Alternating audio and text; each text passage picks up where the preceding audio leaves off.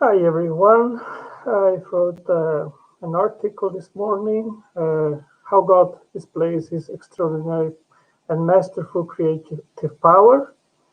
And it's about ribonucleotide reductase enzymes. I will give here the link, and you can have a read if you want about my musings on molecular biology. So I saw that Mike has uh, published an episode this morning at his channel about me. So let me check what he had to say and I will give my comments on it.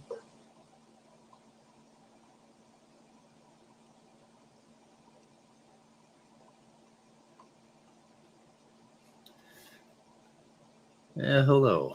So, good morning. I am 25,451 days old today. It's my birthday. And I have to make sure that's shut off. Good. Okay. So we're good. So, let's see. I just wanted to talk about a few things concerning abiogenesis. And I came up with kind of an analogy. I don't know how well it's going to work, but suppose this is what we observed in today's world. We have this piece of wood stuck through a piece of concrete. And we come upon this and we have to figure out exactly how this happened. And we have two camps. We have one camp that said it was a natural force that did it. Somehow there was a wind or something that drove this piece of wood through this block of concrete without breaking the wood. And we have physicists and theoreticians working on how that could have been. And we have the other group that says, no. Somebody drilled that hole and stuck that wood in there and made it look like it, was driven through it. So it was intelligently designed. And we have the two camps fighting. Well, the camp that thinks that it was done with natural forces, the challenge is, how did this happen? And can you prove that it can happen again? So they get their very best, suppose this is not exactly an advanced civilization, and they get their best catapults and slingshots, and they throw boards at test walls, and all of them crack, and none of them go through the concrete. And then one day somebody builds a machine, but it takes them just a tremendous amount of work to build this machine, and he tries it 100 times, and like it fails and fails and fails. But then one time he gets things lined up so precisely, so perfectly, that the wood goes all the way through the concrete. And the intelligent design group will say, well, you set the conditions very carefully. So, hey, thank you, Scott. It's my 25,451st birthday. Not exactly a year birthday. So it's my birthday every day. I'm sorry, guys. I count the days that I've been alive, because I'm going to die soon, and y'all ought to subscribe. Anyway, so we have these two different camps, and they're fighting it out, and the intelligent design people are going to say, well, no, you controlled the conditions. That's how you got it to happen. It couldn't possibly have happened naturally. And the natural camp is saying, no, there are, many things we don't know about what happened in the world while we weren't watching. And it could have been that a wind came up and drove this board just perfectly through that concrete. It could happen. Okay, Mike, I don't think this is a good example, but yesterday James Tour, he did publish a short video which I want to stream here. I think it's very, very pertinent in regards of this whole discussion.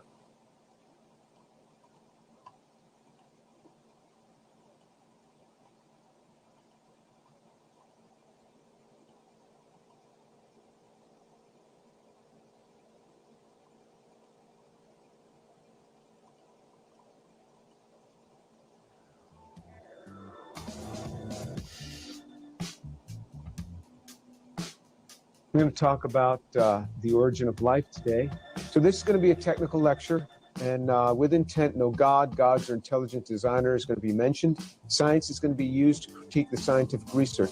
All right, so this is a car, and mind you, this is much less parts than are needed to make a cell. What if you had to gather them and put the parts of the car together? What if all of these parts were scattered throughout planet Earth? And many people would say, well, you know, these things are not limited to Earth. Okay, well, now find it. Find it out there. Find it out there. The parts have been scattered out there, and they happen to come to Earth on meteorites over a period of many, many years.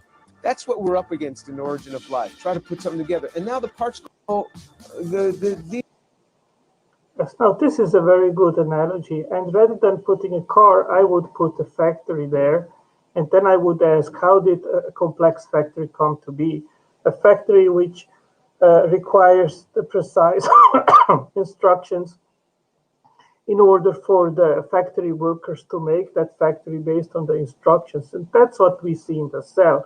We have the genome, and the genome information instructs how to make the molecular machines and then the cell factory entirely. And as Dr. Tour correctly points out, the cell factory is far more complex than anything devised by man. And that's a correct analogy. And that's what we have to find answers for, how that kind of complexity came to be on early Earth. And there we have just two explanations, the two possible mechanisms. One is chance, random unguided events, and the other one is design. Now, nobody would say with the same mind that a complex instructional blueprint and then machines and factories could emerge by random unguided natural forces. And that is a very adequate analogy in regards of the situation in the cell. And when confronted with this, then atheists commonly they say, well, that's factories are human made. But that's not the point. The point is that it requires intelligence to make blueprints, machine, and factories. And then it is a logical comparison and analogy to the situation in the cell, where we also need the genetic information, which makes molecular machines, and then these are interconnected in the metabolic pathways to make cell factories, which are self-replicating, which is the epitome of complexity, something that man has never been devised and able to do, to reproduce a self-replicating factory. So that is the thing that has to be compared. And I don't see how atheists are so insistent in thinking that they have a reasonable and a plausible case in order to propose abiogenesis or random unguided events as a capable mechanism, and that it could even be compared to intelligence. And we, as so intelligent beings, are unable to reproduce a living cell. So isn't it logical to infer that a much higher and more capable intelligence was at play and created life? Isn't that the logical inference based on what we observe in the natural world? these things are not limited to Earth. Okay, well, now find it. Find it out there. Find it out there. The parts have been scattered out there, and they happen to come to Earth on meteorites over a period of many, many years. That's what we're up against in the origin of life. Try to put something together, and now the parts go bad. You know, say. Yes, and this is a very good illustration. Molecules, they do not complexify, they randomize and they become asphalts. If you leave them just on the prebiotically on the early Earth, the only thing that will occur that they will randomize. That's it. In the same sense as metal becomes rust. A certain part is there on Earth, and you're waiting for other parts to come, and in the meantime, the parts go bad. Same thing happens to organic molecules. They decompose. Molecules don't care about life. Organisms care about life, but chemistry, on the contrary, is utterly indifferent to life. Without biologically derived entity acting upon them, Molecules have never been shown to evolve toward life. Never. And now, of course, there are the objectors like Professor Dave. He made a very foolish video attempting to disprove what Dr. Tour says. But what Dr. Tour says is shared and acknowledged by abiogenesis researchers. And I think that Steve Banner, he brought it really nicely on to paper, and he wrote about exactly that problem of randomization and the asphalt problem. I can put it here again on the screen so everyone can read it. It's a nice quote, and I want to show it. Just a little moment.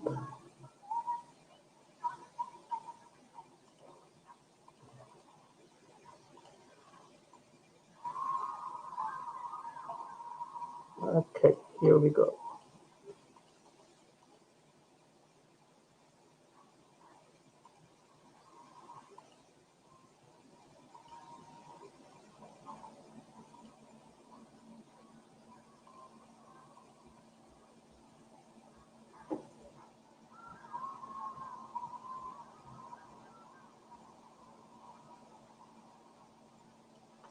Okay, the asphalt paradox. Systems given energy and left to themselves devolve to give useless complex mixtures, asphalts.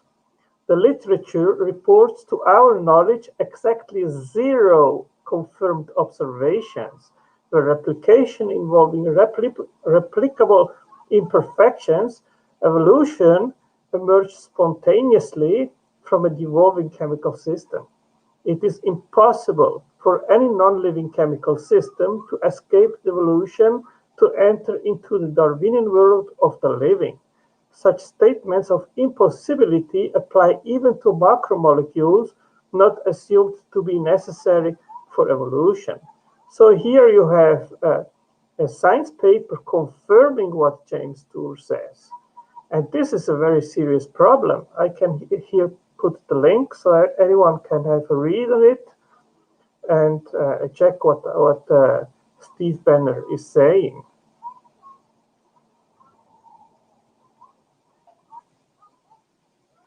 Let's go back to the video.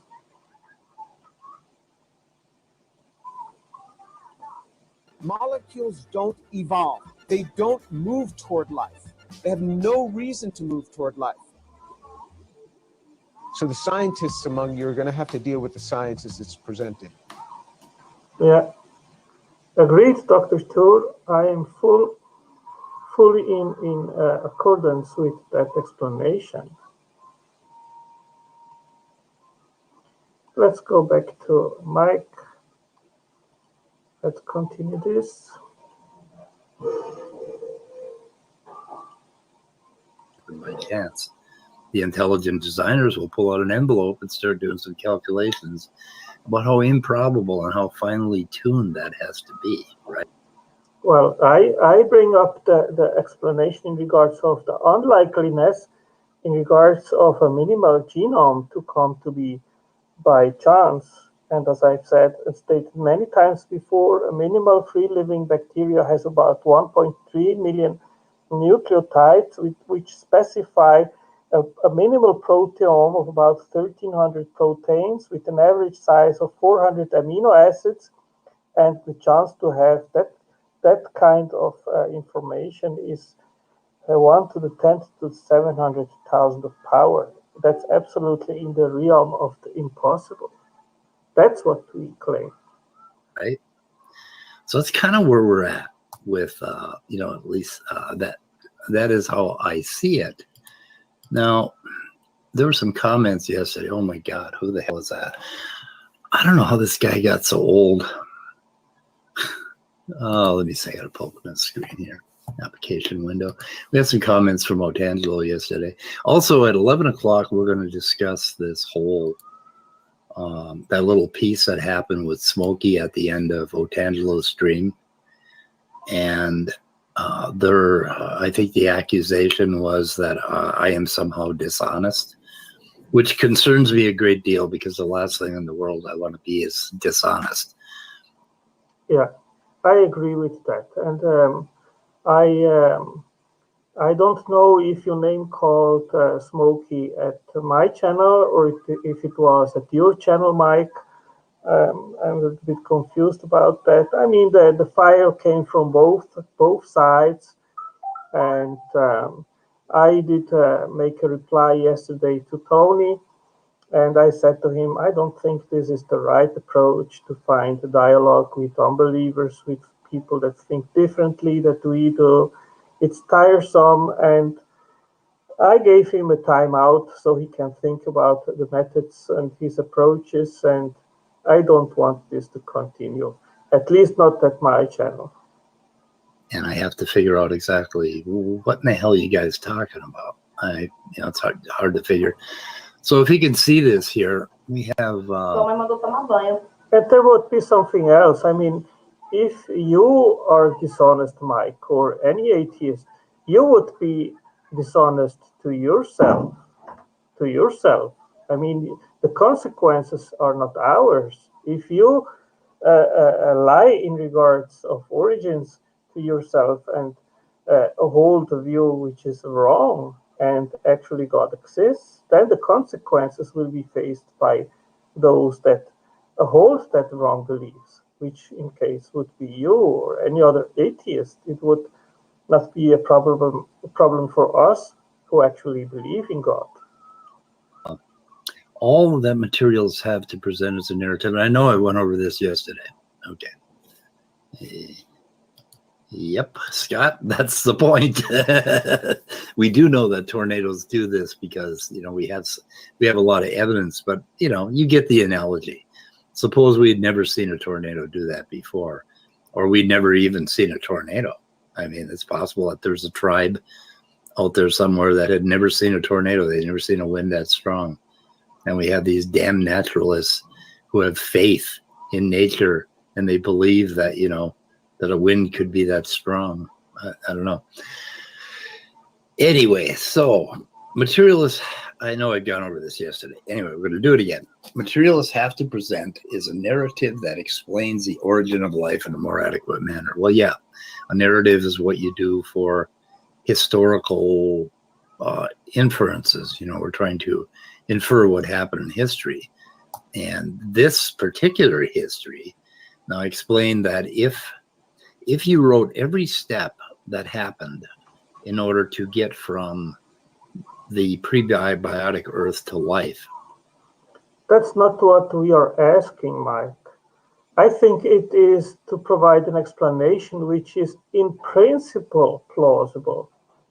And that is where, in my understanding, materialism already fails, because we are comparing what unguided random events are capable of doing to what intelligence is capable of doing. And there is, of course, a huge gap of difference, because intelligence can make blueprints, can make specifications, can have foresight and set distant goals ahead. Intelligence can specify how to make a machine, can think about a device which has a specific purpose and goal. And chance doesn't have that. And the principal difference between a rock and a protein, or whatever we see in the living, in biological forms, is that what we see in the molecular world of biology and biochemistry is purpose. When a scientist discovers a protein, which he doesn't know what it does, the first question that he asks, oh, what is this thing doing? What is its purpose? And of course, he will not ask the same question when he sees a rock laying around. So this is a very important distinction. And then we have to ask, well, how is chance capable of producing proteins which are interdependently reacting, which eat each other, and each one has its specific role and purpose and contributing to a higher order and complexity, which then has a higher order of use and purpose as life, which is self-replicating and perpetuating in very different ways and forms. Good. If you wrote every step on an 8.5 by 11 sheet of paper, it would probably go around the solar system about 1,000 times if you lined those steps up. So we're trying to figure out something that happened just billions and trillions of steps in this prebiotic Earth, which we don't have complete access to. We can't. Yes, you make an observation which I agree with, Mike, because even the most simple cell is hugely and enormously complex, and science is not even able after 70 years to find a reasonable narrative and explanation at the very bottom, which has to be explained, which is the arrangement of atoms to make nucleobases, for example. And this is a huge problem, which is precisely the selection and the sorting out of materials which are used in life from materials and molecules which are not used in life. And Demeter, he tried to give an answer to this, but I think this is an unanswerable issue and question by natural means, because nature has no goals. It has no goal to select something with a purpose to get something which is far ahead and will become existent in a distant future.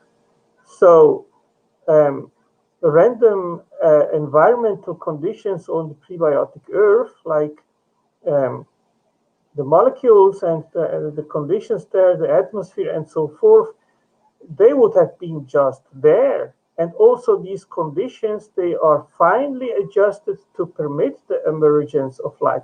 And that, of course, has to be explained too. We know how finely tuned that the Earth is, the conditions are. And we have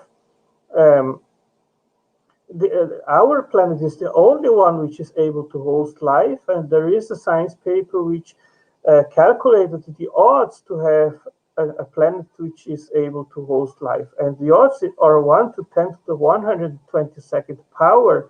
That's such a small possibility, we cannot even fathom this.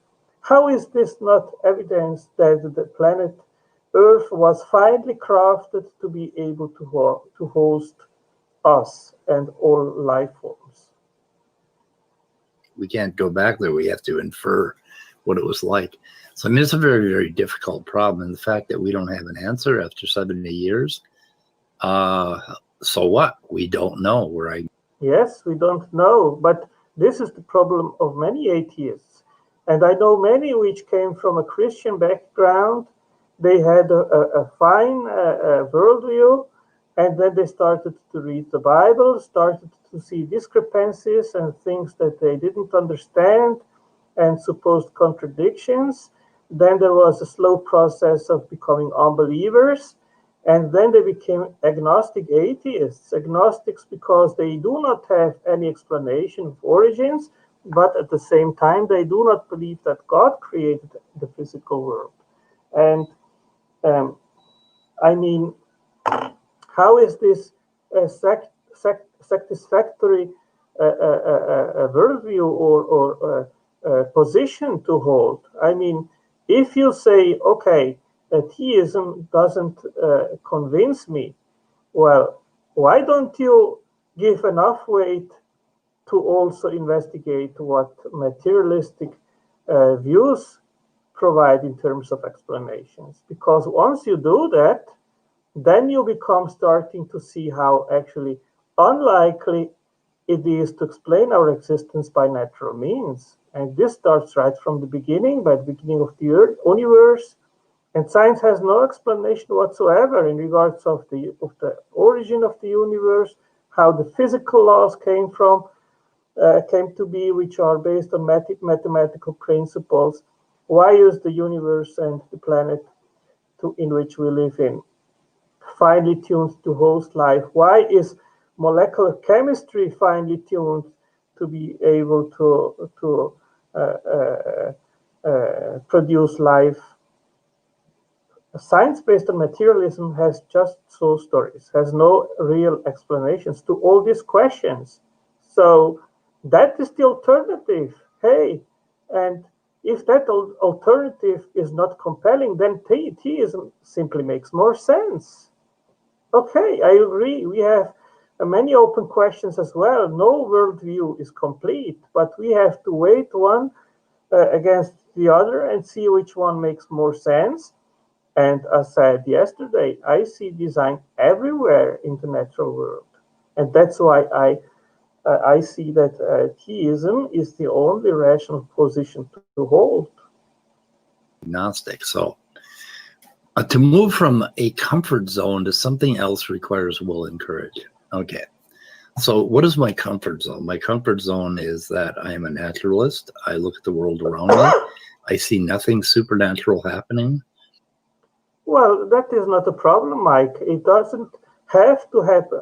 God doesn't have to intervene all the time in order for us to infer that a creator is the better explanation than a non-creator to explain our existence. Maybe he did set up everything and then pre-programmed everything in order for the living to be able to keep be alive and perpetuate life in an autonomous manner. It doesn't require that God constantly intervenes to hold everything together, which is actually evidence of the enormous ingenious intelligence of God, of his creation capacity, which is far beyond any human intelligence. I have a tremendous amount of books back here on science that talks about how natural things happen in the world. Yeah, we have already covered this, and I think I am covering it as well in one of my answers to you, Mike, in regards of how the epistemological framework or the philosophical framework upon which modern science rests is a priori restricted to give only natural explanations in regards of origins, which is just arbitrary and unjustified and faulty. Not one of them have a good absolute proof of something supernatural happening. And we do not have any absolute proofs either that the material world is all that exists. And this is something that atheists bring up all the time, required to demonstrate God. And this is just nonsense. We cannot demonstrate God's existence in the same way as we cannot demonstrate that the natural world is all there is. So it's a moot question. What we need to do is to find, by using abductive reasoning, the inference to the best explanation. And I'm sorry, but materialism doesn't put it in no way in regards of any of the relevant questions. So all my comfort zone, it's not my comfort zone, it's where we live. I'm sorry.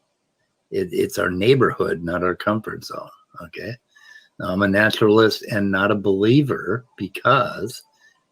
Well, as a naturalist, you also need to be a believer, and that belief system relies on thinking and putting trust into the proposition that the natural world is all there is.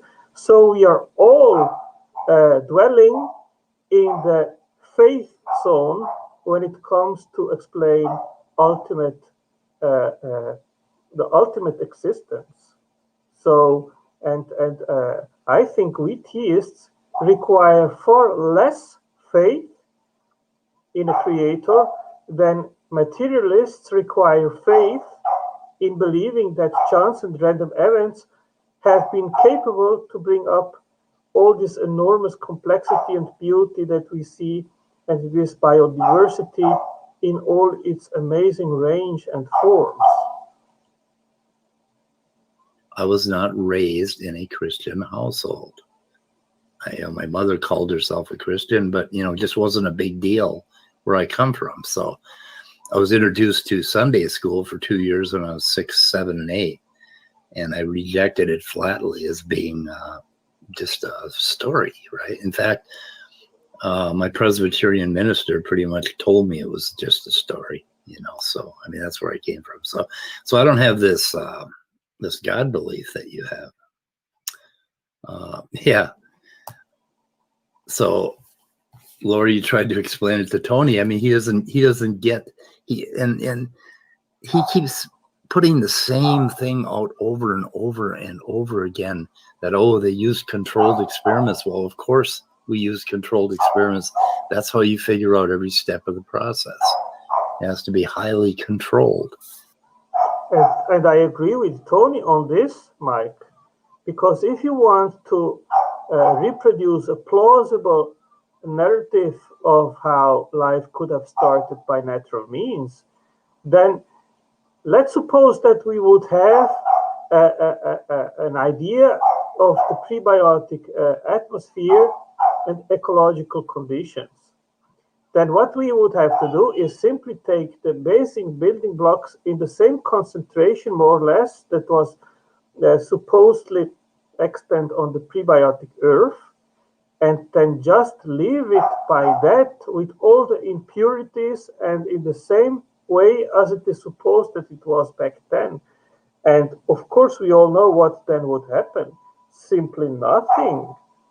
And that would be by anyone that is honest and is not biased toward materialism. It would end the dialogue. It would end the investigation. It would bring materialistic abiogenesis research to a halt, because right there we know that it will never happen. And even if we would take a cell with the right ratios of each part, of each element, of each material and everything else, and just put it there, it would just disintegrate. So abiogenesis ends right there, Mike. That's the fact. That's the fact, and Dr. Tour has brought it to the point in that short video too. So guys, you can try 70 years, you can try 100 years, or how much time you want. You will never find out a plausible scenario. It doesn't even need to be in all details how it could have happened. The evidence is just not going there to that direction. That's it. That's it. Now, of course, if you want to keep to your materialistic worldview, then of course you will never accept that fact. And you will try keep going, and trying to find answers which are not there. That's where we are right now, looking at abiogenesis research, and the same situation will be in the future. There is no way to avoid that. And he just will not get it through his head. I talk about comfort zone and being blinkered. I mean, that is our accusation against them, and they make the same accusation against us. This is a weird world where we have people so divided in beliefs. Well, Mike, it's not. I don't make any accusations at all. I think that we have all the right and deserve to hold our beliefs, and I respect when other people think differently than I do. And I search a dialogue with unbelievers because that's what my Lord has told us Christians to do, to spread the gospel and the good news of salvation. And of course, I will not engage an atheist right away in regards of the plan of salvation, because most atheists today, they know it already. They know that, and they want that we bring them evidence which is not necessarily based on what the Bible says. And the alternative is to look into the natural world and to see if we find signs of intelligence. And that's what I am doing. The first step in a cumulative argument for God's existence is to figure out if God exists or not. And we can do that by looking into the natural world and see if there are imprints of design. And that is a hint into in regards of a creator. You know, we can take that to political arenas as well. But if you wish to remain in your comfort zone, Mike, that is up to you. I don't know. Comfort zone. Okay. I don't know why he thinks. I guess Christians think that atheists just want to sin, you know, and they don't want to believe in the afterlife. They don't want to believe that all they have to do is accept Jesus and they can have paradise forever after they die. Why the fuck would I choose dying if, you know, if I believed that paradise was, I don't know. I just want to sin. I'm 69 years old. I don't sin anymore. I'm sorry. I don't have the energy to do that. All of your projection of, you know, why atheists don't want to believe in your God, why we refuse your God, it just isn't plausible to us, okay? It's not an option for us. We have naturalism. So, yeah. How many times has Tony repeated himself? I have a collection of chats, and I've been meaning to go through and pull out Tony's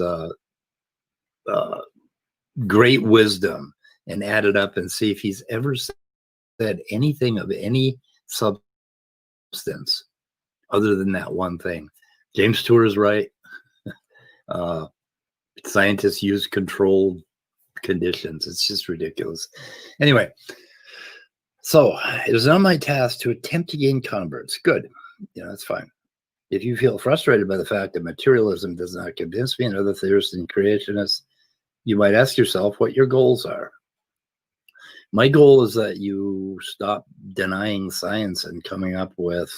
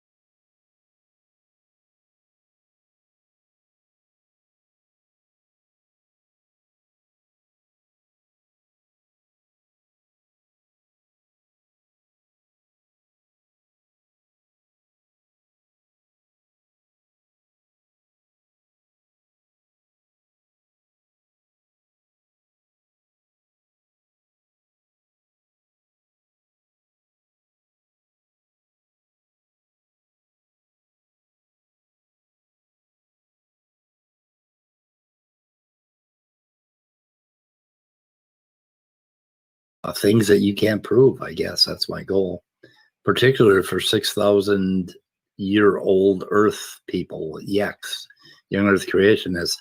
You guys need to stop because nothing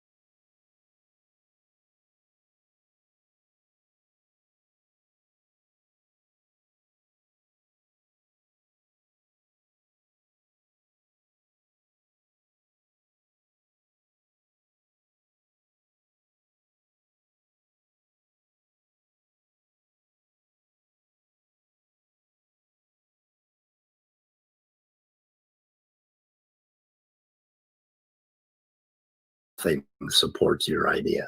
Nothing in science supports your idea. And the reason I got on YouTube at all is to push back against pseudoscience, which I believe is what every yek does.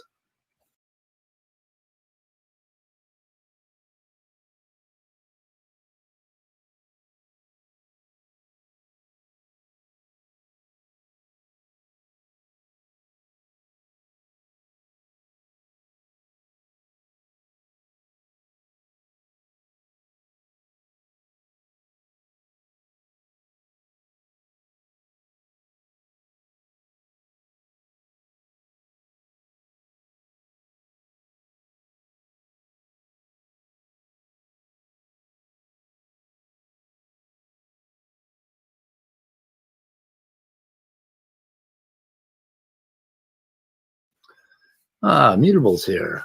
Should I send you a link, Immutable? Anybody want a link?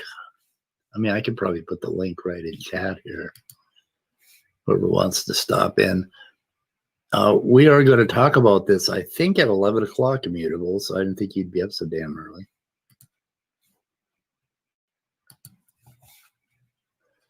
Anybody who wants to come in. Hi, Brainbug. I didn't see you up there. Let's see, where's Brainbug? Brainbug says, hey, we got Lori, we got Scott, we got Minnie Karen, we have Immutable. Anyway, so let's see here. Because the evidence is too powerful to make us come back to a godless worldview. Now, all of the evidence that Otangelo puts out is his blog, which just goes over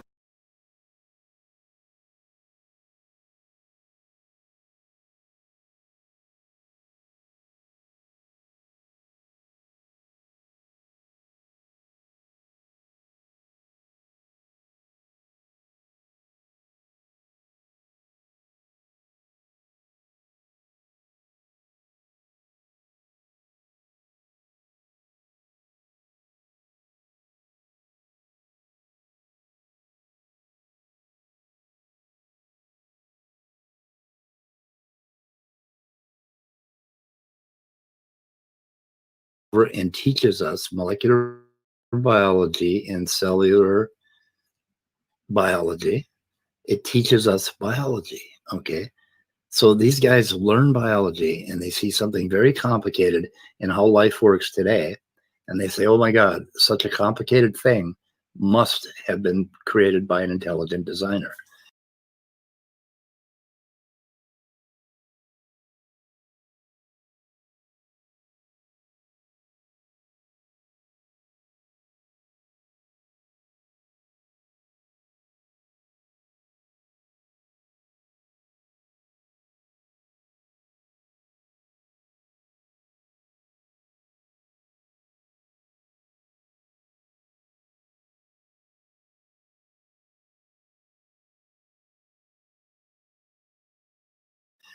And I look at it and I say, well, we have not been able to figure out how to intelligently design those things.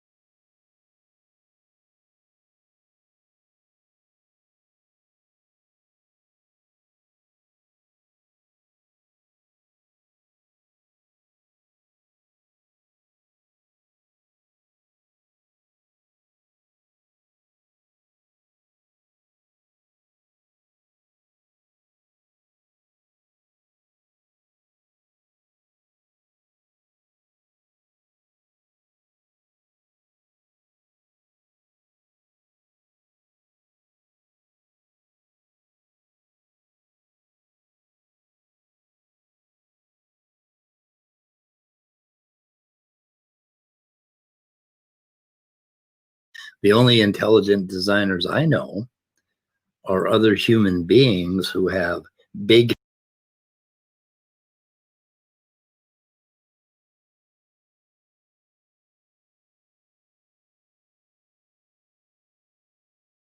fingers, you know. I cannot make life in a cell by pushing molecules together because my fingers are too big.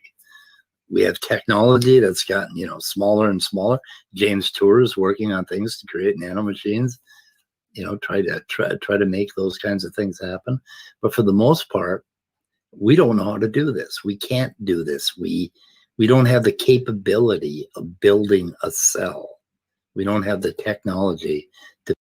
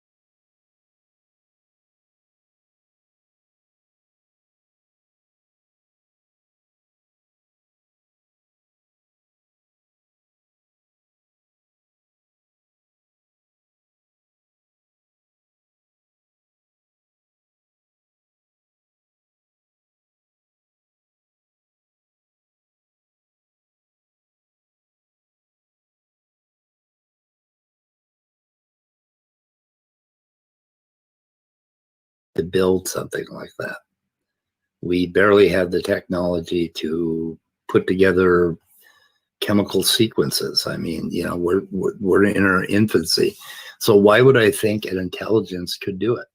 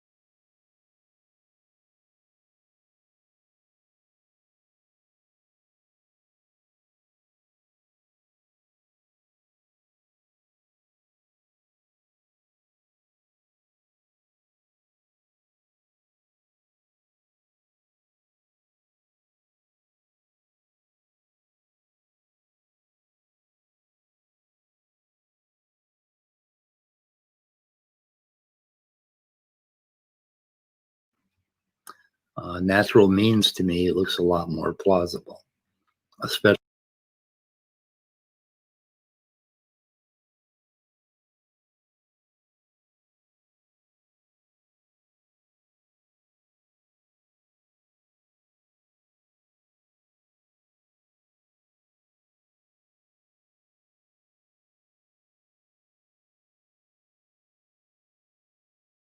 when I listened to Demeter in his talk yesterday, where he showed Otangelo and the rest of us one of the pathways where it could happen.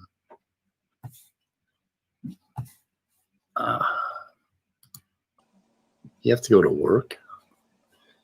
Interesting. Sorry, guys, work. I didn't see that What an there was a interesting mute. concept. Okay. Anyway, it's Shabbat. I don't know what that is. I'm sorry.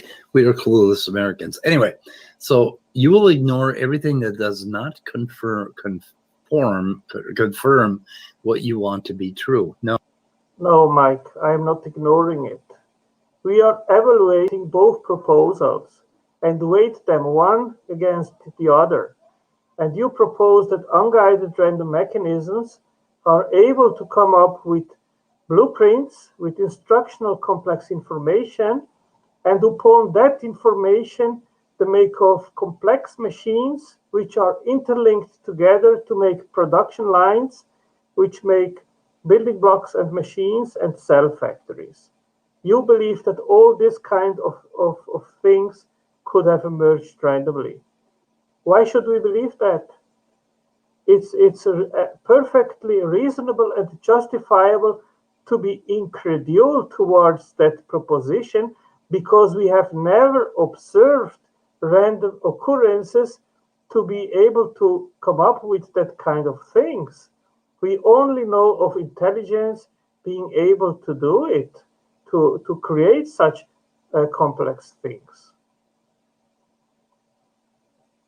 No, I don't ignore anything. Yes, Every you time do. you guys talk, I listen. I look at the papers that you link. I go out and I read them. I read the books, and I try to find out whether or not you've got something. Because if you got something, I want to know it. That's all I've been doing for the last 2 years is listening to Standing for Truth and Ron Matt and looking up every source they come up with and vetting it.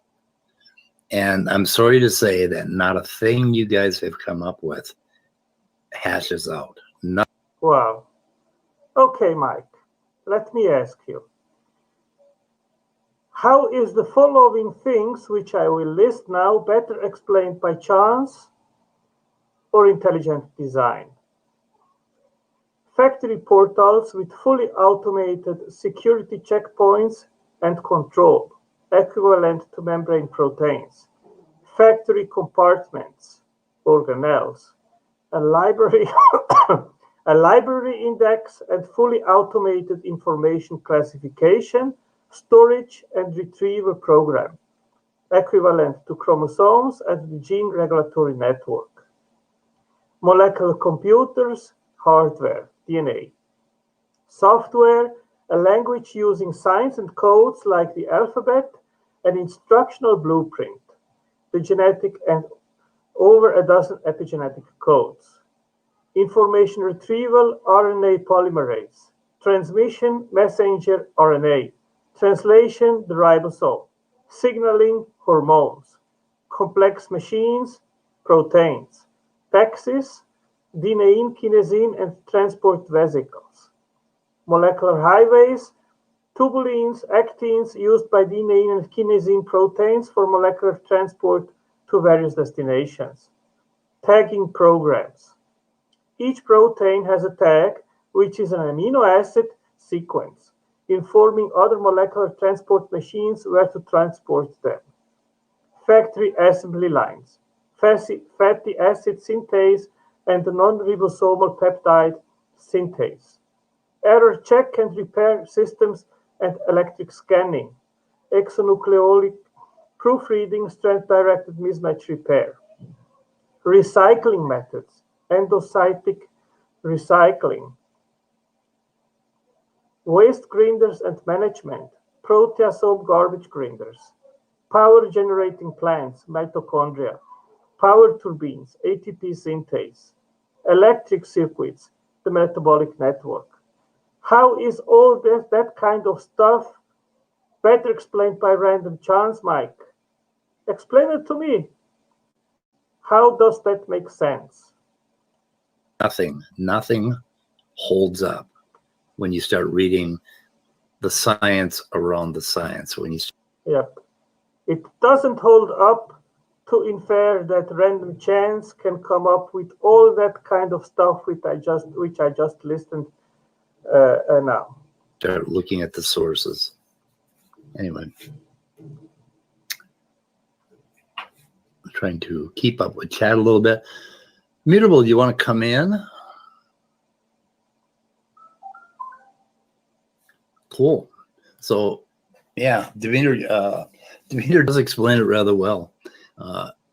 I'm rereading his papers today and trying to get an even better grasp of this so that we can put this information out there, because he has a very plausible route and he has some very reasonable ideas about how this all got started and how it's self-generated and how Darwinian selection started up very early. So anyway, this constant accusation that we're being blinkered and we just don't want to believe in whatever. I don't know what to tell you guys. I can't believe in whatever it is you're proposing because it just seems completely implausible, ridiculous to me. And that's exactly the same thing that we say about your proposal, Mike. It seems completely ridiculous to me that the complexity that we see in biology could come to exist by random means. And there are good reasons to be skeptic about that proposal based on positive evidence and based on the evidence that random chance doesn't have the causal powers that is required to come up with that kind of complexity. What can I do? What can you do, Mike? My suggestion is just stop for 10 minutes, close your eyes, envision a blueprint, factories and machines, and then put the two proposals in front of you. One is chance and the other is intelligence.